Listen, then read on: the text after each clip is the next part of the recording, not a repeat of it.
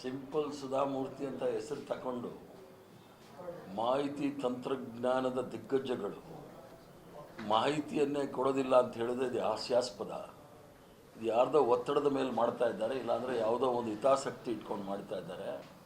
ಆದ್ದರಿಂದ ಇದು ಸಂವಿಧಾನದ ಅಡಿಯಲ್ಲಿ ಸಿದ್ದರಾಮಯ್ಯನವರ ಜಾತಿ ಸಮೀಕ್ಷೆ ಇದು ಸಂವಿಧಾನದ ಚೌಕಟ್ಟಿನಲ್ಲಿ ಮಾಡ್ತಾ ಇರತಕ್ಕಂಥದ್ದು. ಒಂದು ರಾಜ್ಯಸಭಾ ಸದಸ್ಯರಾಗಿ ಅವರು ಸಂವಿಧಾನದ ವಿರೋಧವಾಗಿ ಮಾತಾಡ್ತಾ ಇದ್ದಾರೆ. ಯಾಕಂದರೆ ಸಂವಿಧಾನದ ಚೌಕಟ್ಟಿಲ್ಲ ಅಂದರೆ ಮಾತಾಡ್ಬೋದು.